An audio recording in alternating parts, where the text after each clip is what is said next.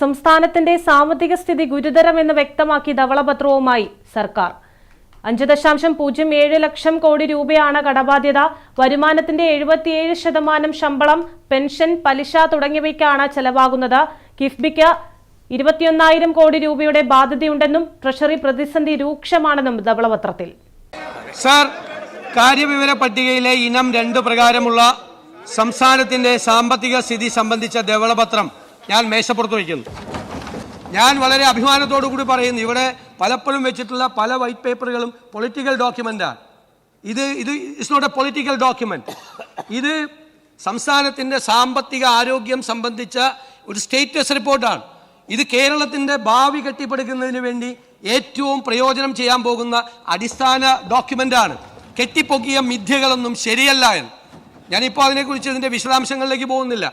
ഇതെല്ലാം വായിച്ചു നോക്കിയിട്ട് എല്ലാവരും മനസ്സിലാക്കിയാൽ മതി. കെട്ടിപ്പൊക്കിയ മിഥ്യകൾ ഒരിക്കലും ഒരു സംസ്ഥാനത്തിന്റെ സമ്പദ് വ്യവസ്ഥയും ഒരു പ്ലാനും തയ്യാറാക്കുമ്പോൾ അതിന്റെ അടിസ്ഥാനപരമായ കാര്യങ്ങൾ പോലും ശ്രദ്ധിക്കാതെ സമ്പദ് വ്യവസ്ഥയുടെ അടിത്തറ കുഴിമാന്തുന്ന സംഭവങ്ങൾ ഇതെല്ലാം നമ്മൾ അറിയണ്ടേ? നമ്മൾ അറിയണമെങ്കിൽ വിദഗ്ധ ഉപദേശം വേണം. ആ വിദഗ്ധ ഉപദേശം ഈ സർക്കാർ ഇനിയുള്ള എല്ലാ കാര്യങ്ങളിലും നേടിക്കൊണ്ടായിരിക്കും മുന്നോട്ട് പോകുന്നത്. കേരളത്തിന്റെ ധനകാര്യസ്ഥിതി ആശങ്കാജനകമാണെങ്കിലും ദീർഘകാല പരിഹാരമായി സ്വകാര്യ നിക്ഷേപം, വ്യവസായ വികസനം, തൊഴിലവസര സൃഷ്ടി, അടിസ്ഥാന സൗകര്യ വികസനം എന്നിവ പ്രോത്സാഹിപ്പിക്കണമെന്നും ധവളപത്രത്തിൽ പറയുന്നു.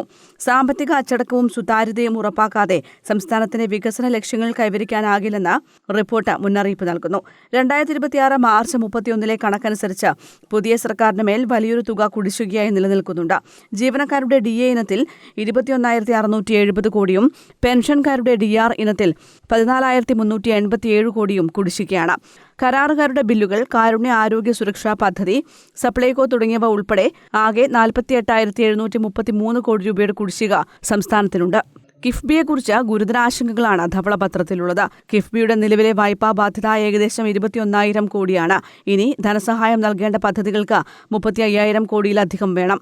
കിഫ്ബിയുടെ കടം യഥാർത്ഥത്തിൽ സംസ്ഥാനത്തിന്റെ കടമായാണ് CAG വിലയിരുത്തുന്നത്. കിഫ്ബിയുടെ വായ്പാ ചെലവ് സർക്കാരിനേക്കാൾ കൂടുതലാണെന്നും ധവളപത്രത്തിലുണ്ട്. News desk, Kannur vision.